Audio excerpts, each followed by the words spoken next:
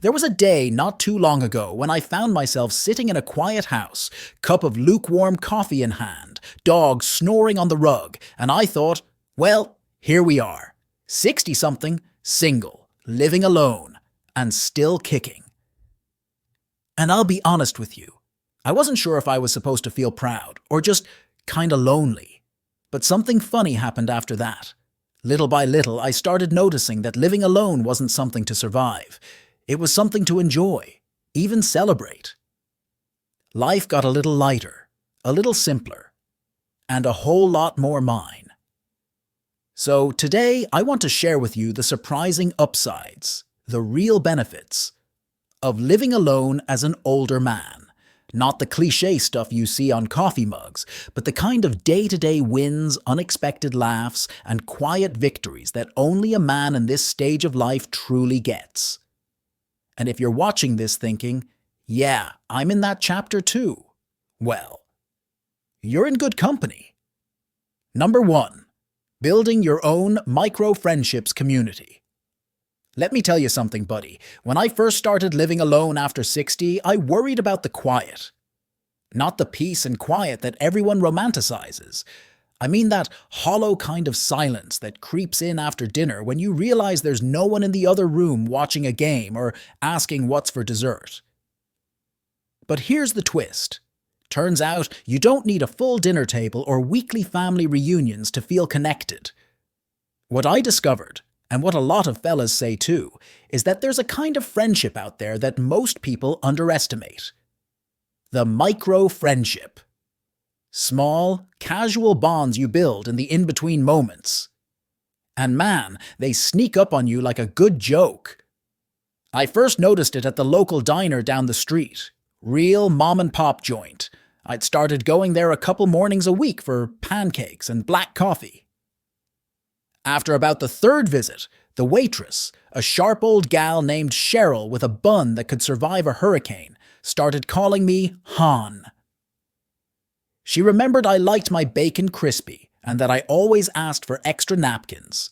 A few weeks in, we were trading jabs about whose team had the worst quarterback. It wasn't deep, but it made my day. Then there's Walt, the guy who walks his beagle every morning down the block. Didn't know his name for the first 6 months. We just did the old nod and smile every day at 7:15 a.m. Then, one rainy morning, his umbrella flipped inside out and I gave him mine. That's all it took. Now we chat every other morning about our knees, the weather, and whatever bird he saw in his backyard. It's nothing huge, but I've come to look forward to those 5-minute updates. He even drops off tomatoes from his garden now and then. I think this kind of connection is something only solo living can teach you to value. You're more open to it. When there's no one at home hogging your attention or dragging you through social obligations, you start noticing people. The postman, the pharmacist who remembers your name, the woman at the bookstore who always recommends a great read. One guy on a seniors forum calls it building a mosaic of little hellos. And that stuck with me because it's true. On their own, each of these chats seems small, like a pebble. But together, they create something meaningful, a rhythm to your days, a sense of belonging, even if nobody's technically your best friend.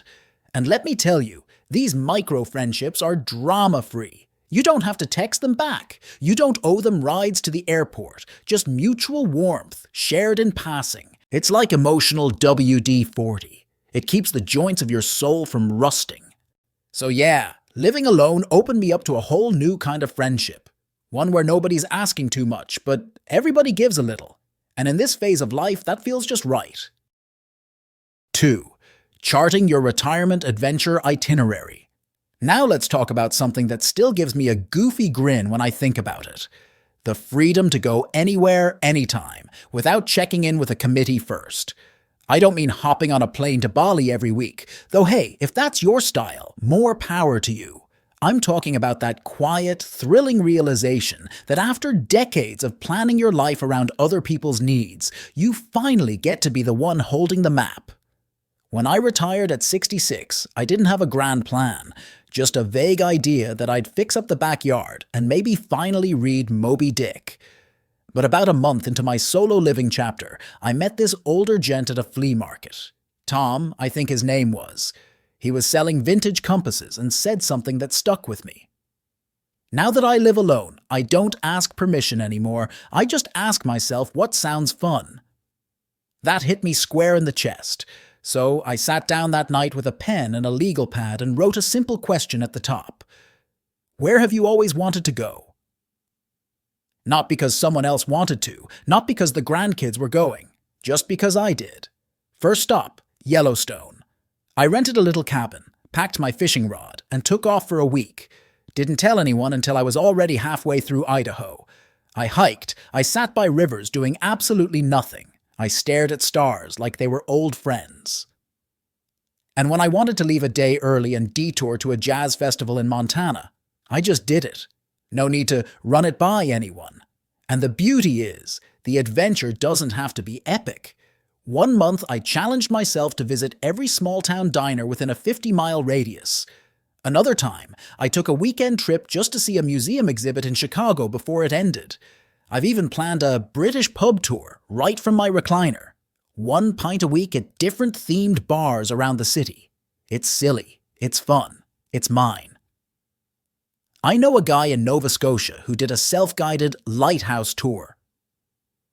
Another friend in Arizona took up landscape photography and turned his travel into a personal photo project. A retired train conductor I met in Kentucky built a model train town in his garage, complete with its own fictional travel guide and map. He calls it his stay-at-home adventure. The best part? You learn to listen to yourself again. You tune in to those quiet cravings you ignored for years, the urge to drive aimlessly, to camp solo, to try a pottery class just because you liked that one ghost scene in the movie. There's no one to judge you for changing plans halfway through. If I feel like driving 2 hours just to eat a slice of pie from a place I saw on a food show, you better believe I'm halfway there with the radio cranked up. Living alone gives you a wide, open road. Not just literally, but mentally. The kind where you get to rediscover who you are without all the noise. Every little trip becomes more than just a trip. It becomes a statement. I'm still here and I'm still curious. And that, my friend, is the real adventure. 3. Master of your own home domain. I'll never forget the first night I spent alone in my house after my divorce. There I was, 64 years old, sitting on a recliner in the living room. Pizza box on one side, remote on the other, half watching a John Wayne movie and half thinking about how weird the silence felt. But then something clicked. I looked around and realized, for the first time in years, I didn't have to ask anyone if it was okay to leave my shoes in the middle of the floor. I could hang my beat-up guitar on the wall, right above the fireplace, where I liked it. And I did. There's a special kind of satisfaction in knowing every inch of your space belongs to you. It's not about being possessive, it's about comfort. I know exactly where the flashlight is when the power goes out. I know which floorboard squeaks near the fridge. And if I want to leave a half-finished jigsaw puzzle on the dining table for a week, there's no one telling me to clean it up before company arrives. Heck, I am the company. One of the fellas I met at our local men's coffee group, a retired Air Force guy named Len, told me he turned his entire guest room into what he calls his Zen Den. It's a cross between a library, a cigar lounge, and a meditation studio. There's a humidifier in one corner, stacks of war novels in another, and a record player that only plays blues on Sundays. He said, "When I was married, that room had to be beige and match the throw pillows. Now it matches me." That's what living alone teaches you. Your space becomes an honest reflection of who you are, not who you had to be for someone else. I hung up an old Route 66 road sign above my kitchen sink. No reason, really. It just makes me smile when I do the dishes. And I finally painted the walls in my home office the color of burnt orange, like a 70s record store. My daughter says it's hideous. I say it's home. And let me tell you, setting the thermostat exactly where you want it is one of life's underrated pleasures. No more silent wars over whether 68 is freezing or refreshing. I keep it at 72 year-round, cozy, reliable, and utterly uncontroversial. No passive-aggressive note taped to the dial. No blanket hostage negotiations. There's also something deeply calming about keeping your home just the way you like it. You create your own rhythm. Mornings with coffee on the porch. Midday naps with the fan on high. Evening walks followed by reheated lasagna and the sound of an old baseball game in the background. It's the kind of life that doesn't beg for approval because, frankly, you've earned the right not to care. Your house becomes your sanctuary, a place where you can be barefoot in the kitchen, play air guitar in your boxers, or spend the whole afternoon alphabetizing your vinyl collection if that's your thing. No one rolls their eyes. No one moves your stuff. It's all yours. And in a world that gets noisier every day, having a space that reflects who you are and no one else is more valuable than I ever imagined. 4. Playful personal projects and hobbies. Now here's where things get interesting. You'd think that after retiring and living alone, I'd finally run out of things to do. But you know what happens when you have time, space, and no one nagging you to come to bed or be productive. You play like a kid again, only now with a bad back and a garage full of tools. I started slow, just messing around with a wood carving set I got as a retirement gift. First thing I made was a crooked spoon that looked more like a weapon. But I was proud of that thing. I sanded it down, slapped on some beeswax, and stuck it in a drawer like it was a family heirloom. It's still there, by the way. My grandson found it once and said, "Papa, why is there a stick in the silverware drawer?" I told him it was art. Then I moved on to birdhouses, and buddy, I built dozens. Some with shingles, some with porches. I made one that looked like a log cabin, complete with a tiny rocking chair glued out front. Even the birds were impressed. They fought over it like it was a beachfront condo. That silly little hobby filled my afternoons with purpose and gave my hands something to do other than scroll through the news and grumble about the state of the world. I've got a friend named Roy down in Texas. He took up welding at 68, built a custom smoker out of an old oil drum, and now spends his Saturdays slow-cooking ribs and teaching neighborhood kids how to fix bikes.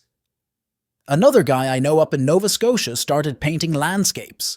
Not well, mind you, but he says it relaxes him more than a glass of scotch.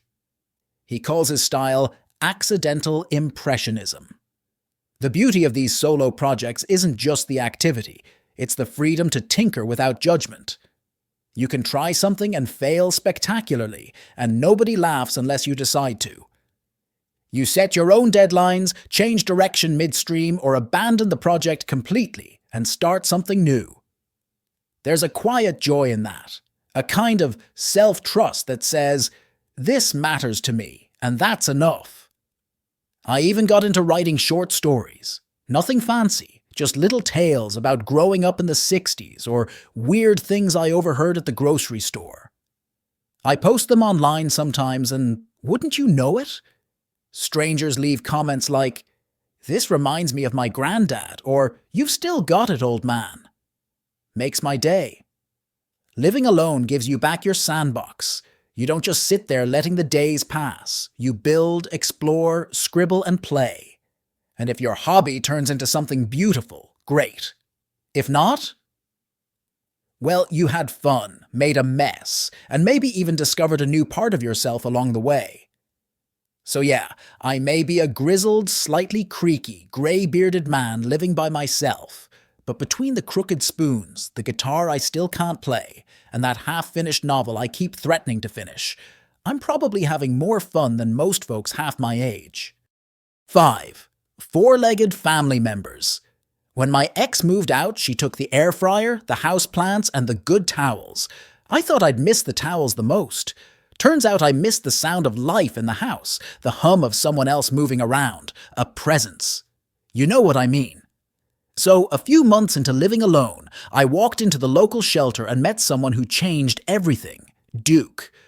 He was a mutt, part Labrador, part couch potato, with the kind of eyes that said, "I won't judge your cooking or your TV choices." And that was it. We found each other. Bringing Duke home didn't just fill the silence, it gave my days a new rhythm. Morning started with walks instead of aimless scrolling. I actually had a reason to step outside, breathe the air, and see the neighborhood come alive. Funny thing is, I started bumping into people I'd never spoken to before, other dog folks. There's this unspoken club of leash holders and poop bag carriers. Suddenly, I had names to go with the faces on our street. "That's Max's dad," they'd say. I became Duke's guy. And let me tell you, Duke's more than a pet. He's a therapist, a personal trainer, and a roommate who never complains about my singing. I talk to him constantly. We've had deep conversations about aging, country music, and whether squirrels are sentient. He hasn't argued with me once. On nights when I'd normally feel a little low, Duke curls up at my feet like he knows. There's something healing about having a warm, breathing soul in the room with you. Someone who greets you at the door like you've been gone for years, even if you were just out getting milk. I met a guy in Florida once, retired vet, tough as nails, who said adopting his golden retriever saved him. "Gave me back a reason to get up and move," he said. I nodded, because I got it. For us older gents, these four-legged companions aren't just pets. They're family, loyal, present, and full of love that doesn't come with conditions or complications. And it's not just dogs. My neighbor Gloria, she's in her 70s and lives alone too. She's got 3 cats that practically run her house. Says they saved her from becoming just another old lady talking to the TV. I told her I do both, talk to Duke and the TV, and she laughed so hard she snorted. Point is, when you're living alone, that tail-wagging, purring, biscuit-begging companion becomes part of your emotional foundation. They keep you grounded. They make you laugh. And they're always, always happy to see you. That's more than you can say for most humans, right? 6. Zero tolerance for drama. You know what I don't miss now that I'm living alone? The arguments over nothing, the walking on eggshells moments, the emotional weather forecast changing without warning, sunny at breakfast, hurricane by dinner. Back when I was younger, married, and juggling a career, I had a front row seat to the emotional circus.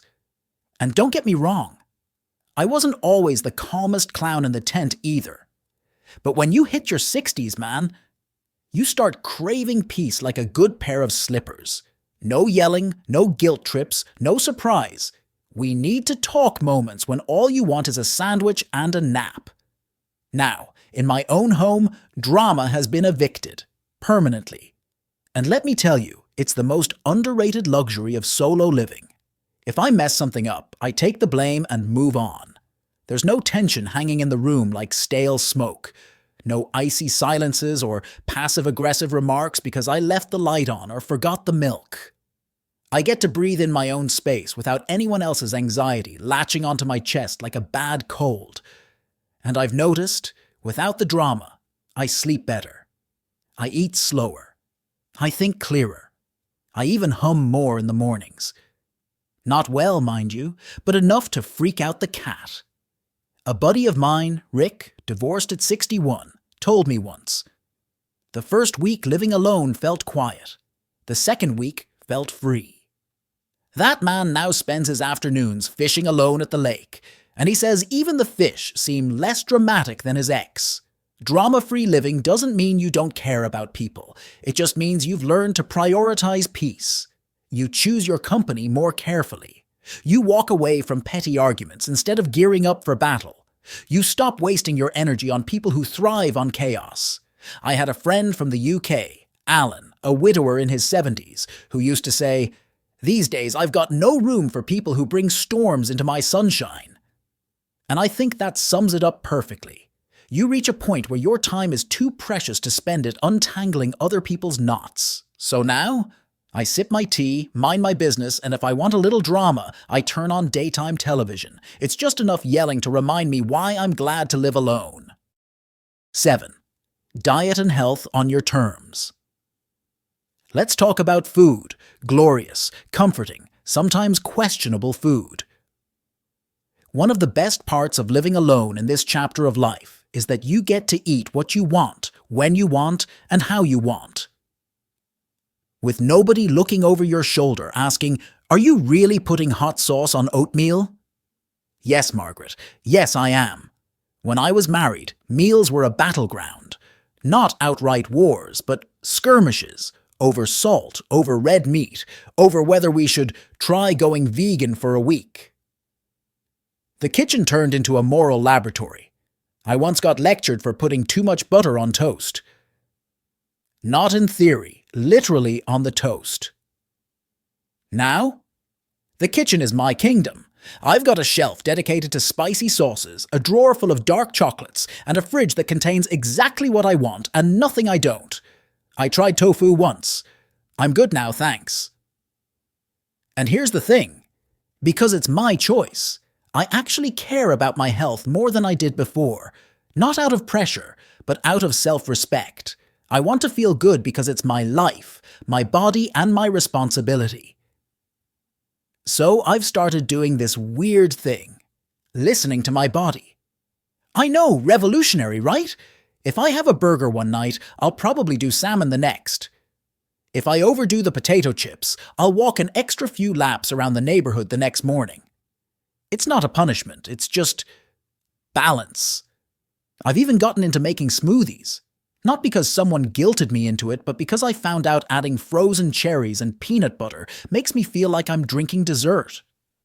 And nobody shames me when I eat dinner at 4:30 p.m. because guess what? That's the sweet spot. Before the rush, after the nap, perfect for digestion. One of the guys at my walking group, an ex-trucker named Sam, said living alone helped him lose 30 pounds. Not because he dieted, but because he stopped eating for someone else.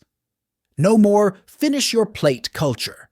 No more matching bites just to avoid awkward glances. Just eating what he wanted, when he was hungry, and learning to stop when he was full. For me, it's more about listening and adjusting. I've got time now to prep meals that don't come in a box. I've learned to read labels, experiment with herbs, and I even mastered a sweet potato soup that's so good, I emailed the recipe to my cousin in Montreal. She wrote back, "Who are you, and what have you done with the man who once lived on frozen burritos?" But look, it's not about becoming a health nut. It's about becoming your own coach. You learn your body's rhythms, you respect them, and you make adjustments without anyone nagging you. And if I want a bowl of ice cream at 9 p.m. on a Wednesday while watching reruns of the Rockford Files, well, nobody's stopping me, not even the cat, and he's the strictest one in the house. 8. Rediscovering life's quirks and your inner goofball. You know what nobody tells you when you start living alone in your 60s? You're going to get a little weird, and I mean that in the best way possible. There's something wonderfully freeing about not having anyone around to raise an eyebrow when you decide to talk back to the TV or try on every hat you own just for fun. You start tapping into a part of yourself that you didn't even realize had gone quiet over the years. The playful, curious, delightfully odd side. The inner goofball, I call him. Mine wears mismatched socks, sings to the dog in fake opera, and once spent a whole Sunday trying to figure out how to juggle oranges just because a YouTube video made it look easy. Spoiler, it's not. The bruises on the fruit, and my ego, told the real story. See, when you live with someone else, especially for decades, there's a certain version of yourself you tend to present, polished, predictable, palatable. But when you're living alone, man, that version retires faster than you did. You stop trying to be what someone else expects and start rediscovering all the little quirks that used to make you laugh at yourself. I started dancing in the kitchen again. Not for anyone. Not on rhythm either. Just me, shuffling around in my slippers while frying eggs and belting out Sweet Caroline like I was in front of a stadium. I even bought a kazoo from a garage sale, and let me tell you, there's no joy quite like annoying your own cat with the theme from the Andy Griffith Show at full kazoo volume. You know what else? I've been writing little limericks. Don't ask me why. It started as a joke, but now it's my thing. Every Sunday morning, I make coffee and write a poem about something ridiculous. Last week it was about a squirrel who stole my sandwich. I read it to Duke, and I swear he rolled his eyes. There's something deeply healing about not taking yourself too seriously anymore, about playing about saying, "Why the heck not?" instead of, "That's silly." I've met guys in their late 60s, early 70s, who've taken up things like ukulele, yo-yo tricks, even unicycling. One fella in Oregon started a YouTube channel where he reviews old board games from the 80s while wearing novelty sunglasses. He's got over 40,000 subscribers and swears he hasn't been this happy since he retired from accounting. The beauty of this phase of life, especially when you're living alone, is that there's no audience, no pressure to perform. You get to rediscover what you find funny or fascinating or just plain weird. You reclaim your sense of wonder. You notice things you used to miss. A funny-shaped cloud, a rabbit hopping across the yard. How satisfying it feels to find that one loose puzzle piece under the couch. And if you end up spending your Saturday night building a Lego spaceship or practicing your whistling technique while watching old westerns, well, that just means you're finally living on your own terms, quirks and all. 9.